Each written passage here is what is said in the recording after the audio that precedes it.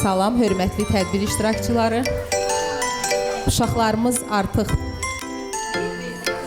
başlayırlar. Tədbirimizi açıq elan edirik. Uşaqları alqışlamağı, dəstəkləməyi unutmuruq. Bizə uğurlar.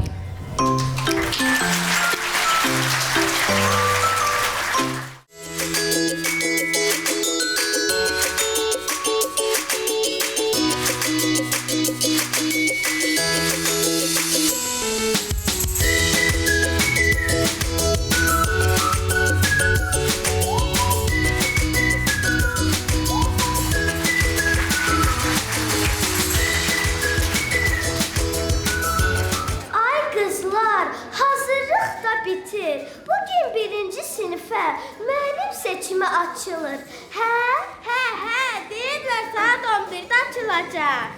Əfsanə xanım üçün hansı müəllim seçəcəksiniz? Hələ ki düşünürəm. Səkinə xanım, bəs siz? İnanırsınız qızlar, deyirlər Azərbaycan bölməsi üzrə 3 müəllim seçimimiz var. Müəllimlərdən biri metodistdir. O qədər çətin dövrə gəlib çatmışıq ki, müəllim seçimi də çətinləşir. Heç bizim vaxtımızda belə şey var idi. Sənətləri təqdim edib gözləyirdik və salam. Ay qızlar, bəs bu prioritet nə deməkdir? Bilən var? Prioritet o deməkdir ki, müəllim seçimi zamanı məktəbdə oxuyan bacı qardaşlar bir də müəllim valideynlərin olmalıdır. Hə, bir də ki, məktəbin ərazisində yaşamalısan. Tutalım seçim oldu. Bu prioritet bizdə yoxdur. Nə edək? Heç nə, yaxşı daydan olmalı, sənə tapşırırsın. Kızlar saat 11'dir. Müəllim seçimi başladı. Son görer kimi seçirik. Kızlar sizi bilmem ama ben seçirəm saat 1-ə Məcidovanı. Görəsən bizim Gülşən hansı sınıfda olacaq? Hansı müəllimi seçəcək? Yəqin ki son qərarlarını da nənəsi verəcək. Bilsəydim kimi seçir, mən də öz uşağım üçün o sınıfı seçərdim.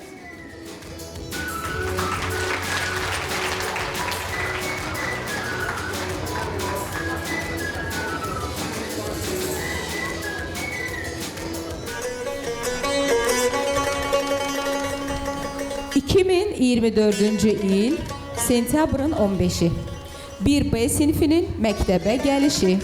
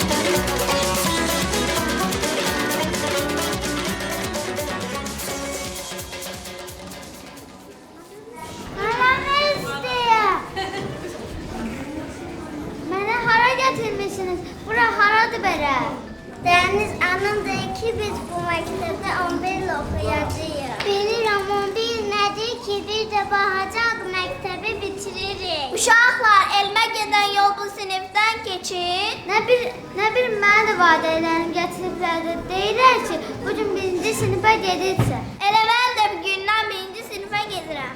Biz də 1-ci sinifə gedirik. Bəs dilində şəklimi çəkdiniz. Çıqqacıq, nə olub? Uşaqlar, mən qorxuram. Görəsən qardaşım deyən ki, müəllim məni qorxudacaq. Nədən qorxursan? Söz verirəm ki, dərslərimi yaxşı oxuyacaq, anamın və müəllimlərin sözünə yaxşı baxacaq. Anam istəyir. Bu deyir ağlayır. Nə olub? Sənin kimilər əskər gedir, ağlama. Uşaqlar, bilmişsiniz, görəsən burada bufet var. Nəsə acamı?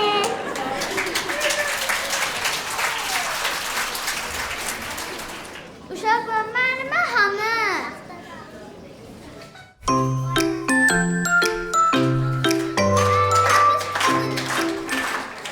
Salam uşaqlar. Salam. İlk dərs ilimiz mübarək. Gəlin tanış olaq. Mənim adım... Hə, anam deyib, Səbinə müəllimədir. Adın nədir balaca? Mənim adım Gülşəndir. Lap yaxşı. Sənin adın nədir? Əsmər. Vay, mən daha çox qorxuram. Uşaqlar, məndən niyə qorxursunuz? De görüm, bəs sənin adın nədir? Mənim adım Mehdi. Axı, mən qorxulu deyiləm. Sənin adın nədir? Baxın, uşaqlar, biz məktəbdəyik. Bura sizin üçün əyləncəli, maraqlı bir yer olacaq. Hər zaman bir-birimizə kömək etməli, dərslərdə, dostluqlarda bir-birimizə dəstək olmalıyıq. Məktəbə gəlmək sizin üçün biraz qorxulu ola bilər. Amma mən buradayam və hər zaman sizə kömək edəcəm. Uşaqlar, biz məktəbdə yeni elmlərlə tanış olacaq. Riyaziyyatda rəqəmlərin sirli aləminə səyahət edəcək. Ana dilində dilimizin incəliklərini, həyat bilgisində təbiəti, ailəmizi, dinimizi, insan hüquqlarını, cəmiyyətdəki vəzifələrimizi, dünyadakı ölkələri və bir çox insan üçün vacib olan amilləri öyrənəcək. Dünyanı əhatə edən hər bir şeyi. Bəli qızım. Dünya, o nədir elə? Dünya, baxın, yaşadığımız planetdir. Burada müxtəlif millətlər, ölkələr, adət-ənənələr, musiqi, mədəniyyət, təhsil sistemləri və daha nələr var. Biz dünyanı necə öyrənə bilərik? Texnologiyanın köməyi ilə bu baş verə bilərmi? Əlbəttə ki, baş verə bilər. Müasir dövrümüzdə təyyarələrin köməyi ilə dünyanın istənilən ölkəsinə səyahət edər, internetdə araşdırmalar apara bilərik.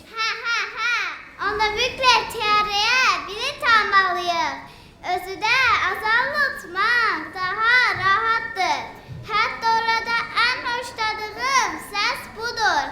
Hər vaxtınız xeyir. Sizinlə danışan Cəmi Kaptanı Mədudaldır. Rəssim, mənim isə ən sevdiyim şey bu e-maillərin paylanmasıdır.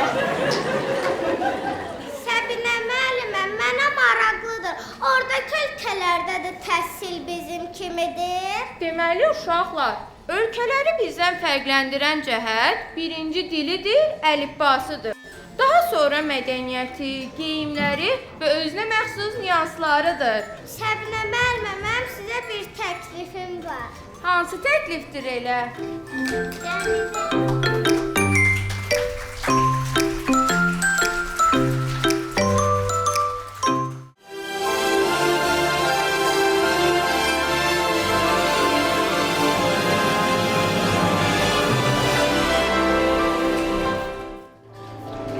Uşaqlar, gəlin Səbinə müəllimə dediyi ölkəni tapaq. Hansından başlayaq?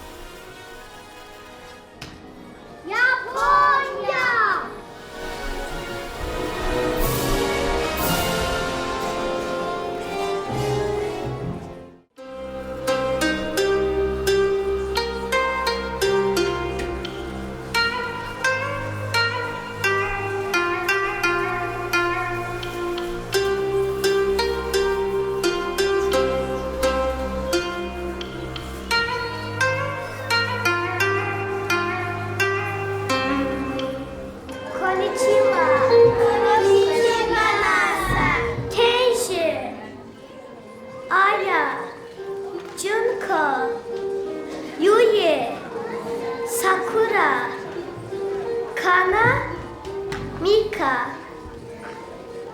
Uşaqlar, keçən dərsimiz cəmiyyətdə davranış qaydaları idi. Kim nə deyə bilər? Yekə müəllim, baxın, mən belə bir təqdimat hazırlamışam. Afərin sənə, de görüm, valideynlərə kömək edib. Yekə müəllim, anamla birlikdə hazırlamışam.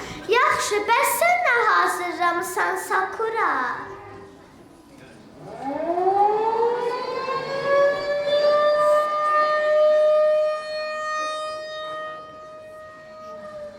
Uşaqlar, narahat olmayın. Siz bilirsiniz ki, Yaponiya seismik ölkədir. Nə etməlisiniz, bilirsiniz.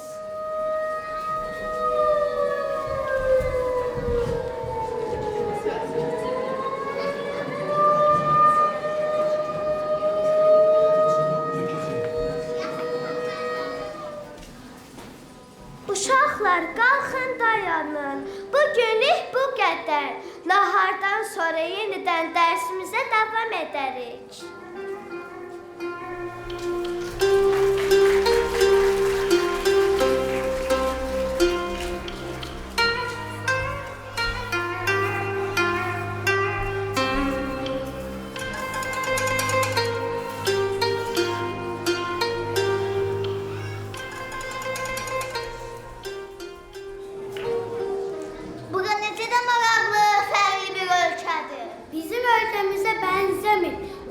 Bakıdakı binalardan da hündür uca binalar var. O iş hakkında bilirsiniz ne deyirlər? Nə deyirlər, Fuad? Deyirlər ki, Yaponiya sanki gələcəkdə yaşayan ölkədir. Doğru deyirlər. Buranı səyahət edərkən dəmir yolunu, magistral yollarını gördünüz. Ən qəribəsi isə binanın içindən keçən qatar yolu idi. Hələ mən robotlarla çalışan otelləri, mağazaları demədim. Onların heç biri bizim ölkədə yoxdur. Hələ sən məktəblərinə bax. Müəlliməmizin tapşırığına görə biz Yaponiyanı araşdırmaya gəlmişik. Yəqin ki, Yapon təhsil dünyada birincilər sırasındadır. Əgər texnologiya belə inkişaf edibdirsə, sözsüz təhsildə yüksək səviyyədədir. Elədir ki, var. Araşdırmışam ki, burada ən hörmətli peşə müəllimdir. Hətta dövlət işçisi belə yaxanda müəllimlik şanını görəndə ayağa qalxır. Növbə sırasını müəllimlərə verir. Uşaqlar, bura baxın, necə də maraqlı hərfləri var. Vav, çox maraqlıdır. Ancaq maraqlanmaq lazımdır ki, Yaponlar bu hərfləri necə öyrənirlər? Hərflərə baxın, heç nə başa düşmürəm.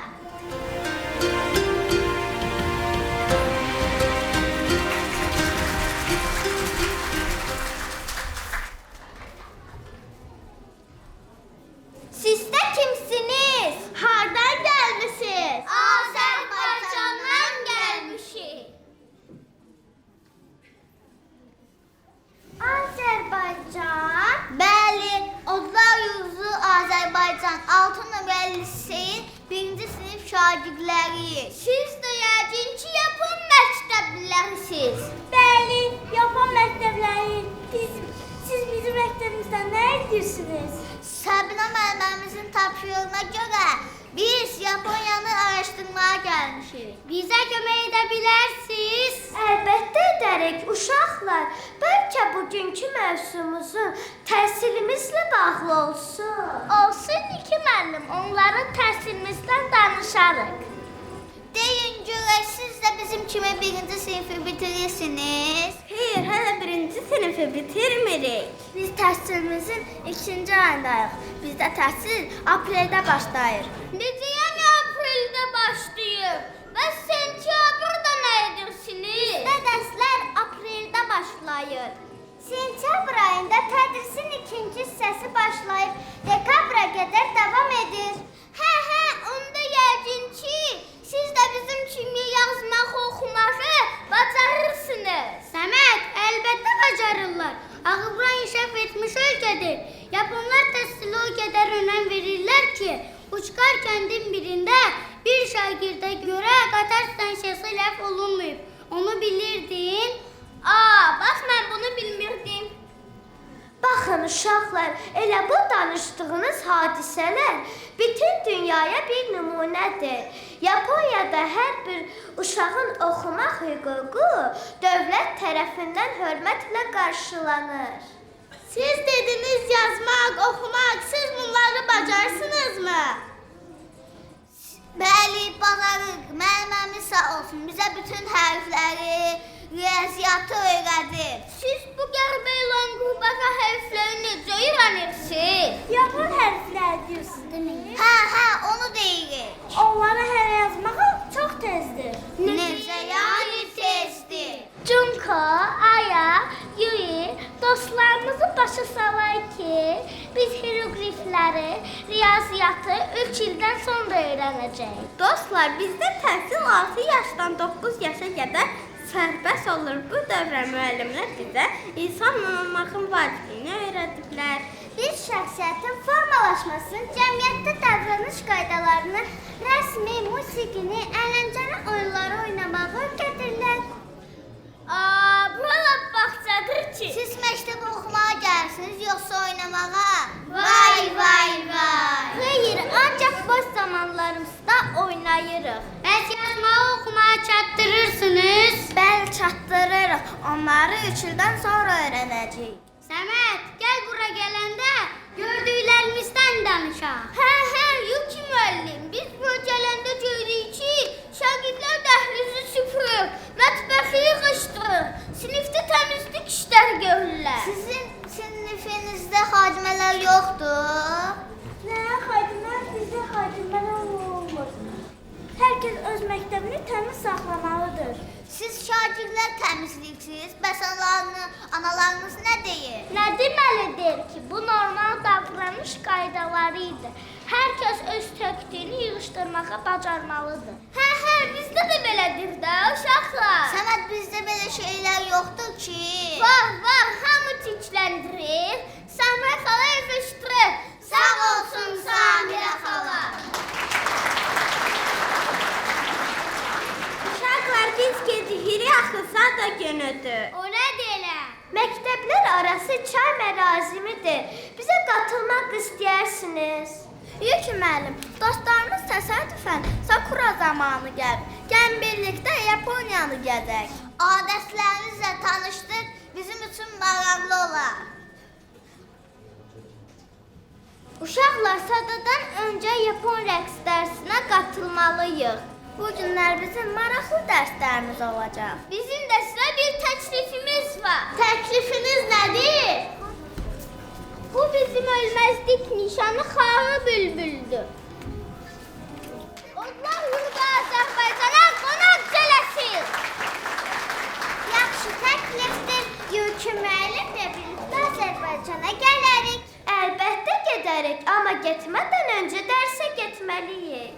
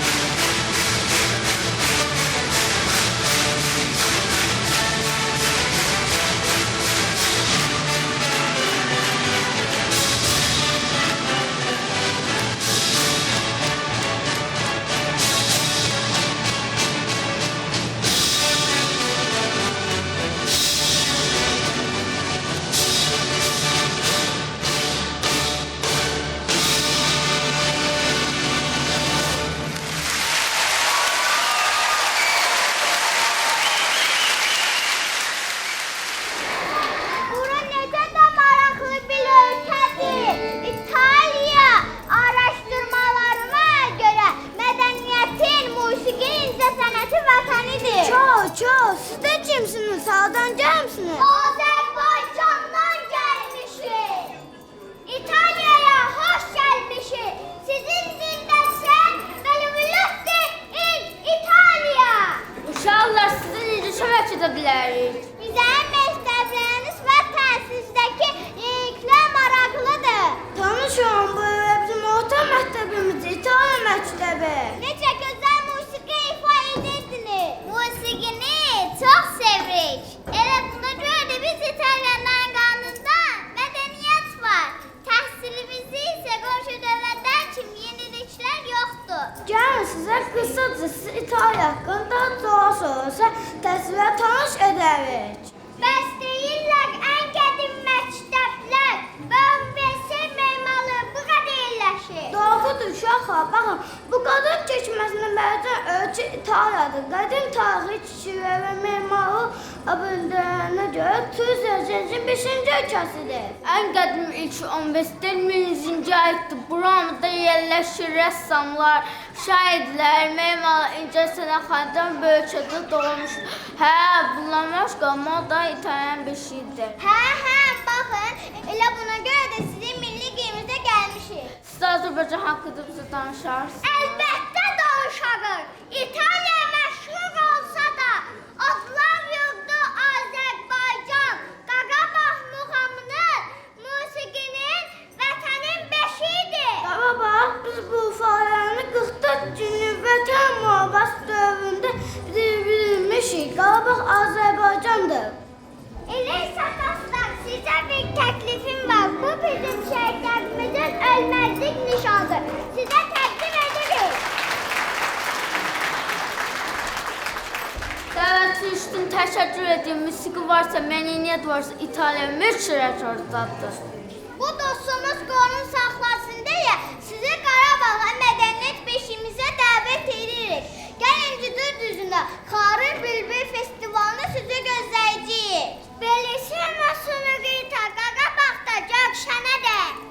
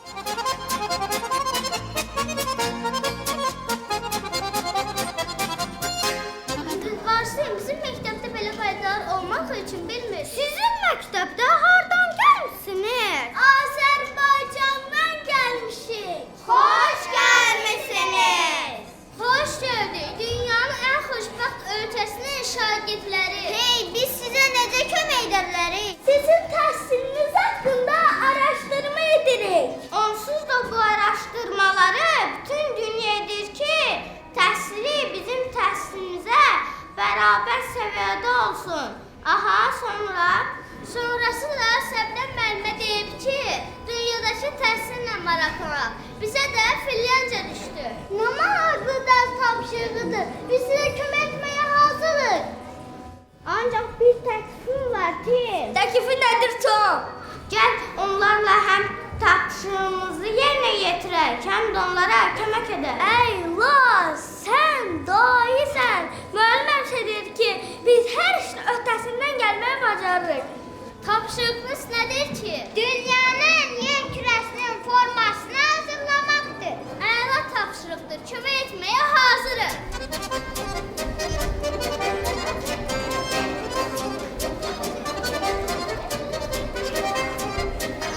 Dostlar, heç bilirsiniz, biz 5-ci sinifə qədər test tapşırıqları etmirik və ev tapşırıqlarının ümumiyyətlə nə olduğunu bilmirik. Ayda, nə yaxşı ki, ev tapşırığı etmirsiniz. Test etmirsiniz, bəs nə edirsiniz? Valideynləriniz, müəlliminiz sizi ev tapşırığına görə danlamır. Nə üçün də anlasınlar ki, biz bütün dərslərimizi məktəbdə öyrənirik, həm də öyrəndiklərimizi tətbiq edirik. Baxın, elə bu tapşırıq kimi. Hey Jack, dayan. Dünənki tapşırığımız haqqında sizə danışım. Deməli, biz dərsdən sonra ağaca çıxmağı öyrəndik. Ağaca çıxmaq? Bu nə danışır?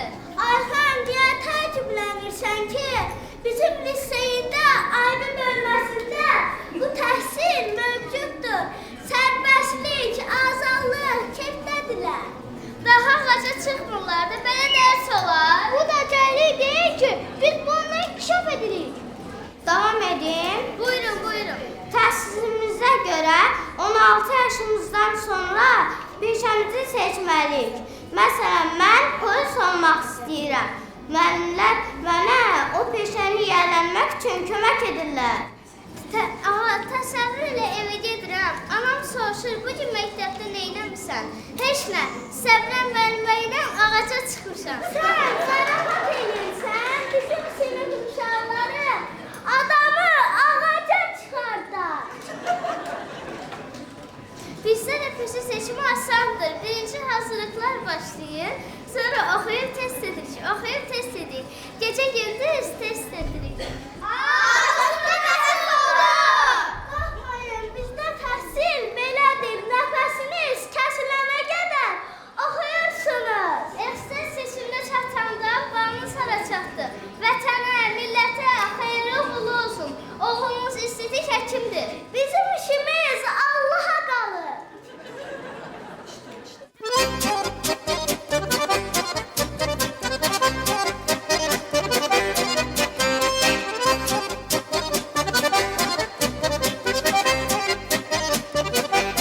Əziz şagirdlərim, tapşırığınızı yerinə yetirməkdə çətinlik çəkirsinizsə, kömək edə bilərəm. Yox müəllim, biz artıq Azərbaycanlı şagirdlərdən kömək istədik. Azərbaycanlı şagirdlər, Salam uşaqlar. salam. Xoşbəxtlər ölkəsinə xoş gəlmisiniz.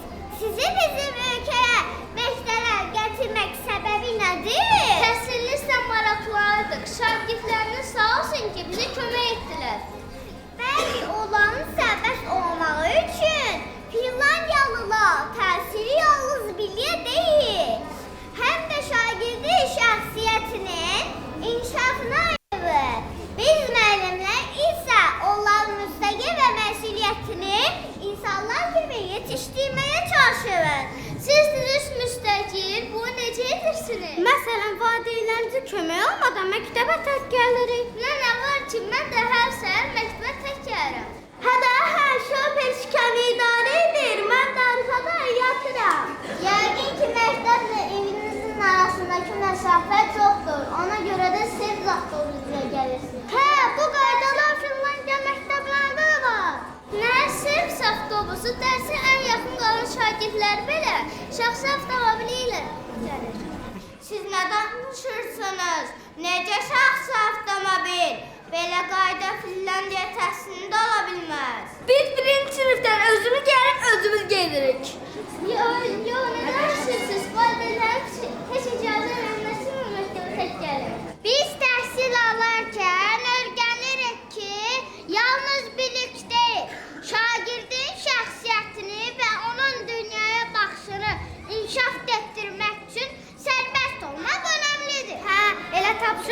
yerinə yetirdik. Bu da bizim yer planetimiz. Aferin uşaqlar. Həmişə olduğu kimi hər işin öhdəsindən gəlməyi bacardınız. Siz də sağ olun uşaqlar. Yəqin ki bu bildikləriniz sizə kifayətdir dostlar. Heç demədiniz, təhsilimizi bəyəndiniz. Bu barədə nə düşünürsünüz?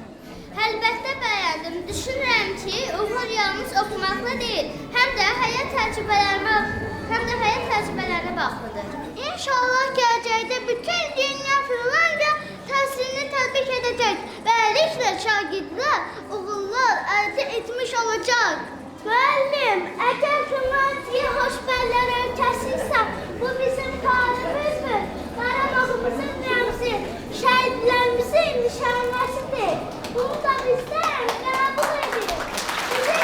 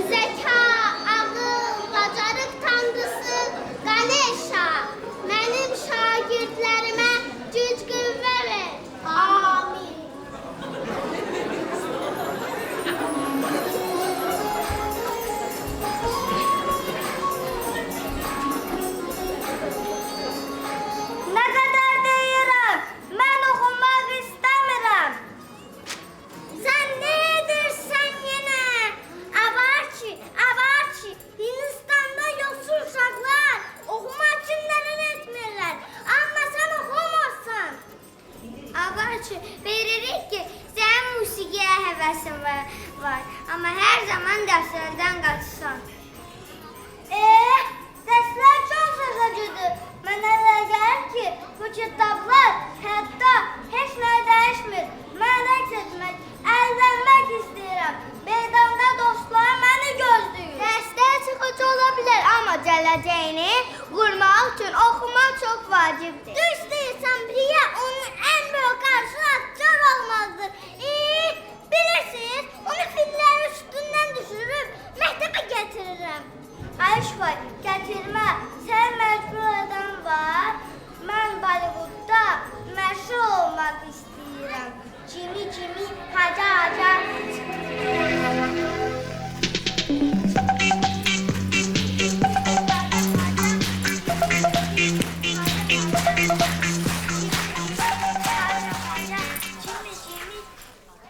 Avaçı, əgər sən həqiqətən uğur qazanmaq istəyirsənsə, oxumaq çox vacibdir. Avaçı, nələr deyil meydanda oynamaq onlar. Allah Tanrı Quneyi şəsələ kömək olsun. Amin. Nə boş danışırsınız? Bəsdirin, mən oxumaq istəmirəm. Avaçı, buradasan, dayanan meydanda səni gözləyirik. Bəs deyirdin, oxumaq istəmirəm. Bunlardır da, oxu, əl çəkin məndən. Mən oxumaq istəmirəm.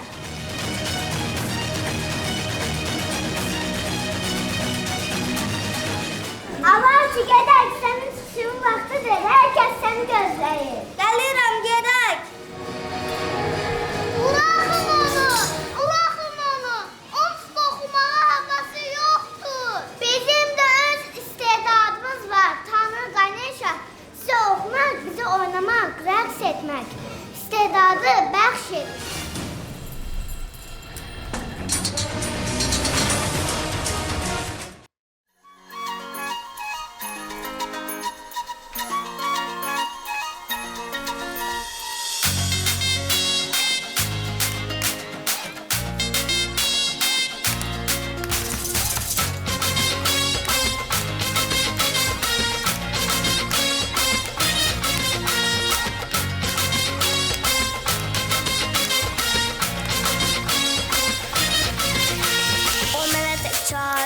Sevincim əlimdə, onu mənə söyləməz kimsə. Gördüz halımı, dərmanım əlimdə, onu mənə söyləməz kimsə. Rəyalı ağından çıxmınacaq, biz musiqi sola bilməzsək. Hələ, siz anlamırsınız məni, bilə, məcbur edin söz oxuyun. Müziği vurub başıma, gəldi düşür canıma, əqib qarışır mənim damarıma, qanıma. Allah, oxumam istəmir, Allah yaradır, onu istədədir. Allah, odur ki vallah, Allah yaradır, onu istədədir.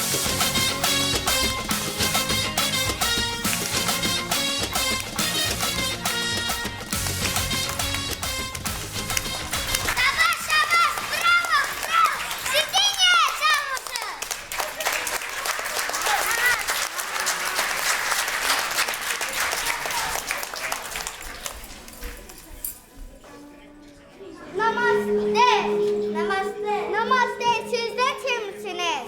Siz Batu müəllimin şagirdlərisiniz. Bəli. Siz kimsiz? Hardan gəlmisiniz? Bizim məktəbdə nə dərsin? Biz Azərbaycanlıyıq. Səyahət və araşdırma üçün Hindistana gəlmişik. Azərbaycan buradır. Aha, Azərbaycan buradır. Aha, baxın, ora bizim vətənimizdir. Bəs siz burada nə edirsiniz? Təhsil də maraqlanır. Bizə maraqlıdır ki, siz nədə dərs alırsınız? Bax belə, gördüyün kimi, məcburi. Avaçı, dayan, ayıldır. Bəlkə biz nə vaxtca məşhur olduq? Gedib Azərbaycanda konsert verərik. Sizin öykünüzdə bizim musiqimizi sevirlər? Əlbəttə sevirlər. 80-ci illərdə Hind filmləri musiqisi bizim ölkəmizdə məşhur idi. İndi də Bakıda Hindistan mədəniyyət günləri keçirilir. Hədə, bu eşitdiklərindən sonra ümumiyyətlə oxuman daşına atarsan nə var ki? Siz məşhur olmaq istəyirsiniz? Bəli, arzum budur ki, Hindistan səhnələrindən uzaqlardan səsim gəlsin.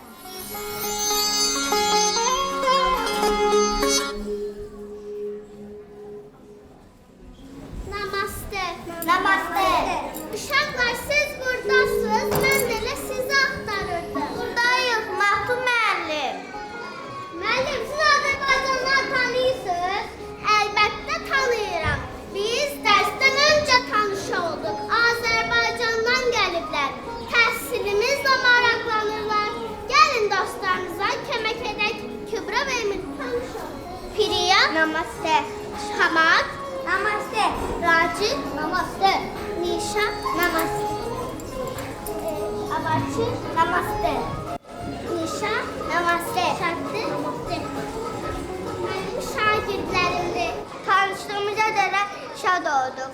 Şagirdlərimlə Hindistandakı təhsildən biraz sizə danışım.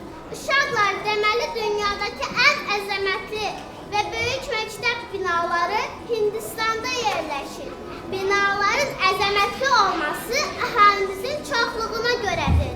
Bilirsiniz dostlar, dünyadakı və 0-10'luq səs sistemini yaradan ölkədir Hindistan. Araşdırmamıza görə Hindistan yoxsul ölkədir. Doğrudur. Ancaq bununla belə oxumaq istəyən uşaqlar hər şəraitdə təhsil almağı bacarırlar. Həmkarların təhsilin inkişafı üçün əllərindən gələni əsirgəmirlər. Emin, məncə də bu qədər bəs edər. Köməyimizə görə Mahtu müəllim, çox sağ ol.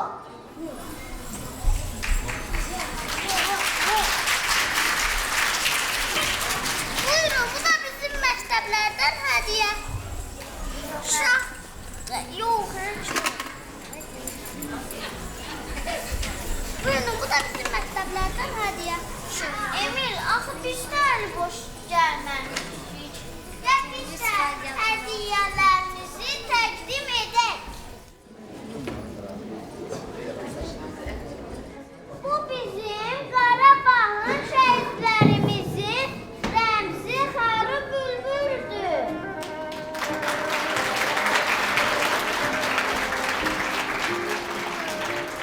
Nə gözəldir. Çox sağ təşəkkür edirik. Çoxdur. Bəlkə dostlarımızı Holi bayramına aparaq. Bunlar bəla olar. Sən də Racı əla oxumağı bacarırsan. Gedək. Gedək. Holi, o nədir ki elə? Əlifba bayramıdır. Holi odur ki, Hindistanda yazın yayın gəncini qarşılama ənənəsidir. Bizim məktəblərdə də bu bayrama xüsusi önəm verirlər. Bizə qatılmaq istəyirsiniz? Əlbəttə qatılarıq. Bizə də maraqlı ola bilər. Elə isə gedək. Mahtu müəllim, sizin şagirdləriniz də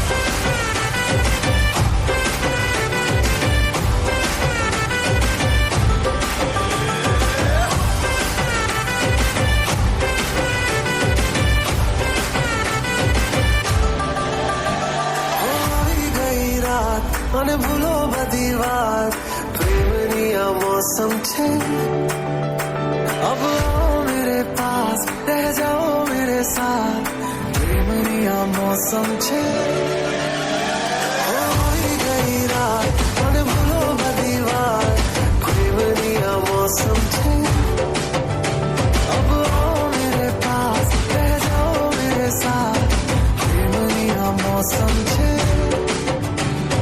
मिल जाए मुझको अगर साथ तेरा तो भूलूं मैं सारा सोगाड़ा तारा सबीला तारा रंगीला तारा रंग वेद जुए तारी बात सोगाड़ा तारा ओए सबीला तारा ओए रंगीला तारा रंग वेद जुए तारी बात रे सोगाड़ा तारा ओए सबीला तारा ओए रंगीला तारा रंग वेद जुए तारी बात रे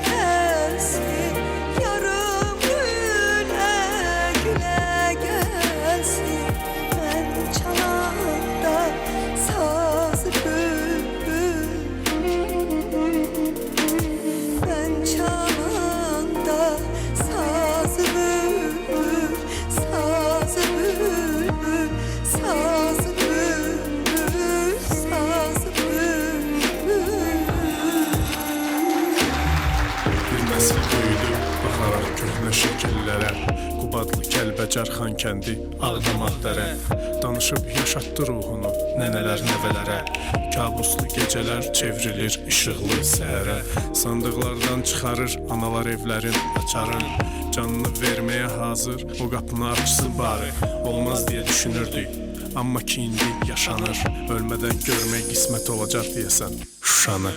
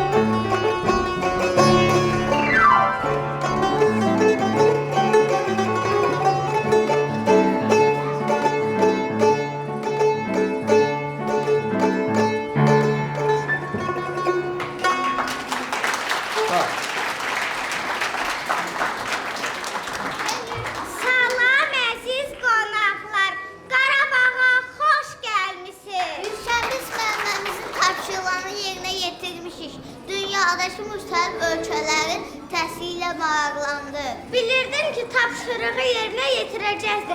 Gəlin qonaqlarımızla tanış olaq. Bu Yaponiya'dan gelen Yuki müəllimdir. Konnichiwa. Biz öğrendik ki Japonya dünyanın en inkişaf etmiş ölkəsidir. Bu da təhsilindəki inkişafla bağlıdır. Bu Hindistandan gələn Matu müəllimdir. Hindistanda riyaziyyat elmi çox inkişaf edir. Namaste. Gəlin birlikdə Qarabağda həyatın var olduğunu, təhsilimizin necə inkişaf etdiyini qonaqlarımıza danışaq. Müharibədən sonra bu ərazilərin yenidən qurulması çox çətin olsa da, təhsil sahəsindəki irəlilər ümid verici oldu. Qarabağ, bilirsiniz, bizim təhsilimiz artıq dünya ölkələrinə açıqdır. Qarabağ Universiteti buna bir nümunədir. Bugünkü Qarabağ üçün Ali Baş Komandanımıza, şəhidlərimizə, qazilərimizə borcluyuq. Matu müəllim, Yuki müəllim, sizi liseyimizin Xankəndində açılacaq abi şöbəsinə dəvət edirik. Mən də Qarabağda qalıb təhsilimizin inkişafı üçün əlimdən gələn etməyə hazıram.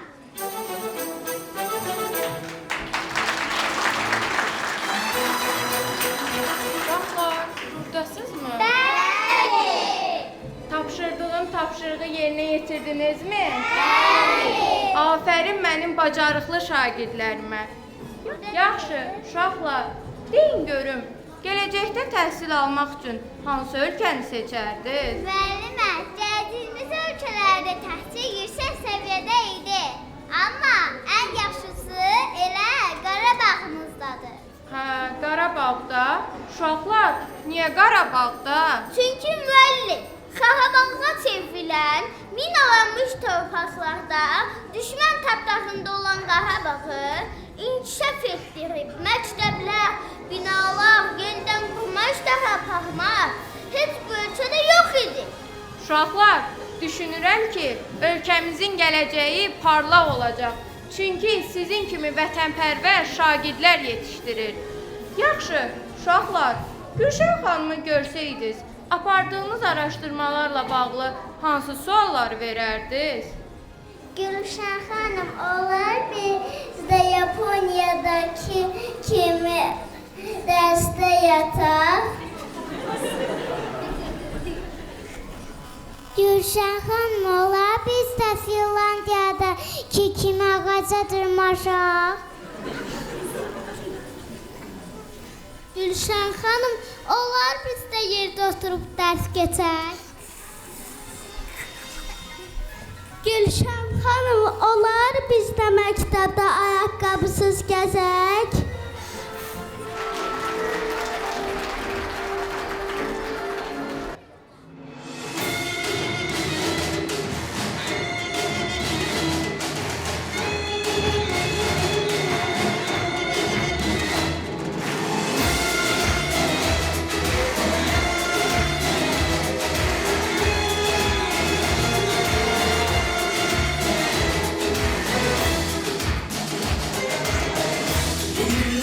Cesurların yüreğinden toplanır, galibiyet kazanıp zirvelere yollanır.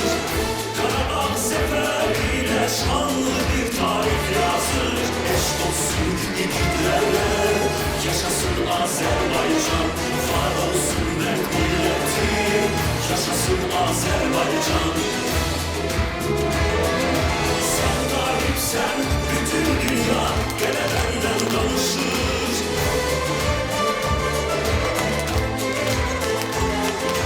Toplar yurdum ana vatan, severse yaraşır. Eş olsun yiğitlere, yaşasın Azerbaycan, var olsun mert milleti, yaşasın Azerbaycan.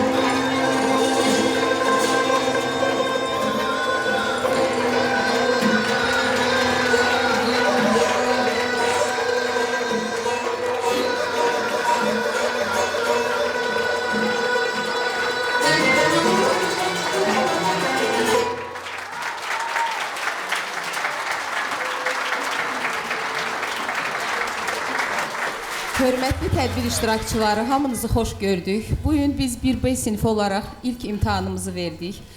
Ümid eləyirəm ki, bu balalar bu imtahandan alnı ağ, üzü açıq çıxdı. Hər birinizə təşəkkür eləyirəm dəstəyinizə görə. İndi isə sözü məktəbimizin direktoru Gülşən xanım Orucovaya vermək istəyirəm. O da birincilərə öz ürək sözünü desin. Əziz balalar, hörmətli valideynlər, qonaqlar, müəllimlər. Mən birinci növbədə bu balaları təbrik etmək istəyirəm, çünki bugün onların ilk səhnəsidir. Düşünürəm ki, siz valideynlər də bugün onları tamamilə başqa bir tərəfdən özünüz üçün kəşf edə bildiniz. Bugün bu körpələr müxtəlif ölkələrin təhsil sistemlərini bizə nümayiş etmək istədilər. Amma əziz balalar, bugün Azərbaycanı bütün dünyaya tanıdan sərkərdəmiz Ali Baş Komandan Cənab Prezident Azərbaycan təhsili alaraq məhz bu məktəbdə ilk təhsilini alıb. Bugün Qarabağın, Azərbaycanın ərazi bütövlüyünü təmin edən Qarabağı bizə yenidən qaytaran qazilərimiz, qəhrəman ordumuz, şəhidlərimizin Allah ruhunu şad eləsin. Onlar Azərbaycan təhsilinin yetirmələridirlər. Və o qəhrəmanlar məhz belə bir məktəb səhnələrində yetişdiblər. İnanıram ki, siz də vətənə, xalqa, sədaqətli bir vətəndaş kimi yetişəcəksiniz. Və arzu edirəm ki, ilkin olaraq Səbinə müəllimənin, sonradan isə bu məktəbin digər müəllimlərinin sözlərini eşidərək savadlı, vətənə, xalqına sadiq bir vətəndaş kimi böyüyəsiniz. Təbrik eləyirəm sizi, uğurlarınız bol olsun.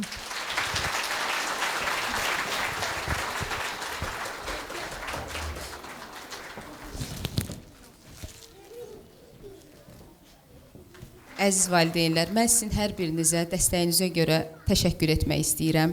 Siz olmasanız əlbəttə ki, işin 50%-ni biz görmüşüksə, 50%-ni bizə dəstək olan valideynlərimiz görüb. Hər birinizə minnətdaram buna görə. Xuraman müəllimə sizə təşəkkür eləyirəm. Bütün bizə kömək edən təşkilatçılara təşəkkür edirəm. Bizim burada çox hörmətli millət vəkilimiz Aydın müəllim var. Bilmək istəyirəm, söz demək istəyirsinizmi Aydın müəllim? Biz çox şad olarıq, əgər siz bizə 5 dəqiqə vaxt ayırıb səhnəmizə təşrif buyursanız. Millət vəkilimiz Aydın Mirzəzadə. Hörmətli valideynlər, mən burada baba nənələr də görürəm, hörmətli baba nənələr.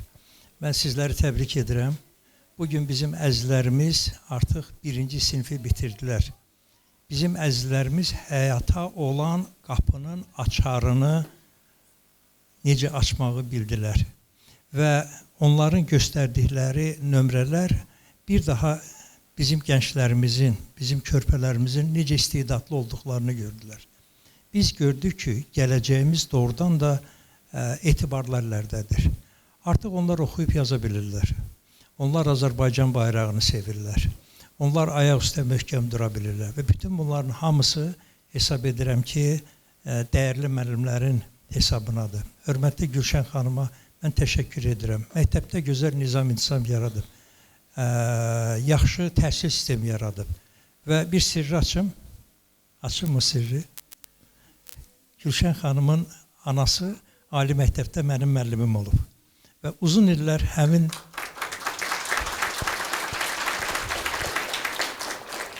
kimya müəlliməsi olan Şəfiqə müəllim mənim ən sevimli müəllimim olub.